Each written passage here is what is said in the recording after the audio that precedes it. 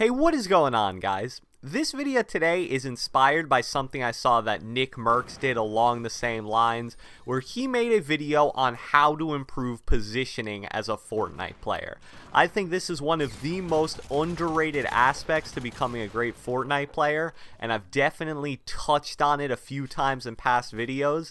I didn't really love the format of his video. He basically just did like a 25-minute live comm on a game, but obviously not every single kill is going to involve positioning. So what I decided to do instead was basically clip together about 5 different fights where I feel that my positioning was the most important thing that led me to winning the gunfight or team fight or whatever it ended up being. So I hope you guys enjoy this video, and let's get right into it. Alright guys, so this first fight's going to start near Dusty Divot, and I spot around 1 or 2 players out in the open. As I start jumping to them, I realize it's a full team of 4. Now the first good aspect of positioning I make here is to go behind the last player. I see the storms coming in, I know if I get behind the last player, no one's going to shoot me in the back, and I'll have an opportunity, like you see here, to take a guy out without him knowing where I'm coming from, and basically having no opportunity to reaction build. Now, these guys are on a nice area of high ground, but my teammates are distracting them from the low ground. So what I do is get a different angle here, push up when they're not expecting it, and basically kill that Zoe before she even knows what hit her because she was focusing on my teammates. Now here, this was about to be a little build off, but we shot each other down. This guy makes a bad positioning play, as you see there, by jumping to the bottom and giving up any high ground he had left, which led me to an easy shotgun shot in the back to kill him. And now I hear this last guy over here. This really has nothing to do with positioning, but I know I downed that guy there. I expect him to be reviving, and that's exactly what he was doing. Now I'm going to skip ahead here in a few seconds because immediately after we win this fight, we get pushed by another team. As you see, I'm being shot at here. So I heal up, and now this guy runs out into the open. I have a nice head glitch, so that's an easy kill. As you see, my teammates are positioned really nicely on that mountain, that natural high ground.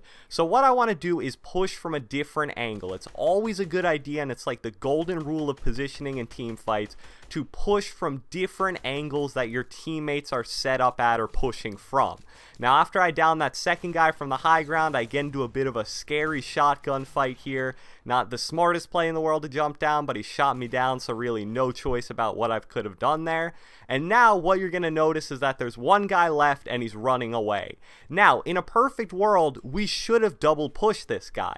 But the reason why I'm making what may seem like a bad positioning play here by chilling back and, not really pushing with my teammate, leaving him in a one-on-one, is because I don't want to leave or go too far away from my other teammate who's down. I want to be close enough to where if he calls out that someone's pushing him or he hears footsteps, I'm in a position to still save him and make sure he doesn't get full killed. So I'm still going to do my best to help my other teammate as much as possible in this fight, and we eventually do wrap up the kill here and wrap up the overall double team wipe. So moving on to the second clip here, we're going to be starting off on one of the tallest mountains in the game, and you better bet I'm going to use it, because natural high ground is one of the most important things when it comes to good positioning, and it's so much better than built high ground. Built high ground can be shot down, but natural high ground, you'll be able to stay there until you either get killed or pushed off the natural high ground by another team. So I'm going to scale down the mountain a bit to get an angle, and I see this guy here who I'm going to drop for an easy kill because he obviously wasn't expecting the high ground there. I'm going to drop down to get the full kill because, I'm not feeling great about mats. I'm seeing this may be a big team fight, but he doesn't provide very many for me. So I'm going to heal up, and what I'm about to see here in a few seconds is utter chaos. There's something like 2 or 3 teams that are going to be fighting each other in the middle of this valley. So I want to get kills, so I need to be aggressive, but I don't want to push right into the middle of the chaos. What you're going to see me doing this entire time is basically staying on the outskirts, and what I like to say as behind the last man. If you stay behind the last man in a team fight, you'll never be able to be shot from your back unless it's from another team which no one could have predicted shooting you. So I'm getting some nice picks here by guys that obviously aren't even looking at me, and what I'm doing here is making sure that no one's hiding under this little structure that's going to pop out and shoot me in the back as soon as I go to push this guy, which I do with a basic high ground ramp rush, 1 shotgun shot, and that's all she wrote. Another full team wipe without even taking a single point of damage. This next clip is one that, ironically enough, starts with me in some pretty bad positioning, and it's not really my fault because I'm pushing a team, and maybe even multiple teams based on what I'm seeing here, that is at a point of natural high ground, which we just discussed. You see this little mountain hill thing here. It makes it tough even when I'm building for me to get high ground on them without directly pushing at them. Now, normally if you're just going for a win, this may be a situation that in general you want to avoid, but obviously based on my kill counter, I'm going for a high kill game, so I want to kill as many of these guys as possible. So even though I don't have high ground, this doesn't mean that I still can't do a decent amount of damage. I'm putting myself at a little side angle where even though they have high ground, it's still really easy for me to put down and hit shots on them, and for them it's not that crazy where they have a super high ground where they're going to be able to hit everything. Another important thing to note here is the storm. These guys are going to have to move. We're counting down at about 25 seconds here. They're going to need to make some kind of move. They can't camp in this little port-a-fort area forever, so I basically have them trapped against the storm, and I'm using the storm edge as almost the second player on my team. I have a nice view over this hill. I know I'm not really going to get flanked because it's so out in the open, and they can't go super deep into the storm to where I wouldn't be able to see them, so I'm just staying on this little area of high ground, even though it isn't even high ground compared to the port-a-fort, and putting down whatever shots I can. Now the storm is starting to come in, and I'm actually going to go out here in a second and push because I thought I killed everyone and I wanted to get to the loot before the storm did. But what you're going to notice is that there are still 2 people left camping here for whatever reason. This guy at this tree that I only killed because I hear him, he might have gotten the drop on me and one pumped me if I didn't. And then now I'm going to make a really smart play here. I know there's a teammate here, I hear the teammate, so I'm going to wait on this port-a-fort on high ground until it's like a game of chicken. Either he runs out of the storm or I do.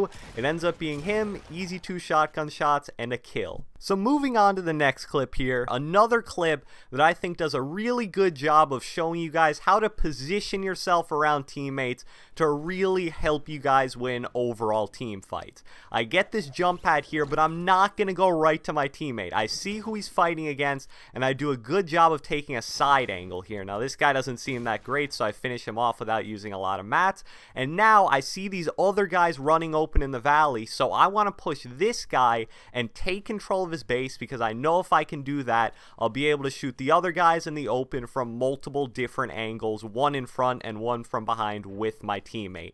So my teammate calls out here that this guy under's weak, so I come down and finish him with 1 shotgun shot, and now like I said, I'm at his base, this guy's being shot from multiple angles, and there's nothing he can do about it. And just like the first clip, you're gonna see we get shot at by another full team rushing us here. So we're already really weak, and I'm about to get absolutely cracked here in a second. So what I'm going to do is make the smart play, and even though this really has nothing to do with positioning, hide up in this little cube, heal up, and hope to God these guys don't find me.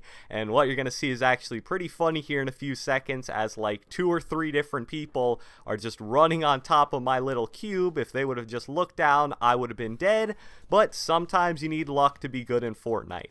So what me and my friend are going to do here is establish high ground, and yes, that is an important part of positioning. Once you get high ground, do not give it up for anything. We're going to stay up top, and even though we're together and not shooting from different angles, we're still going to be doing a lot of damage just due to the fact that we're shooting looking down.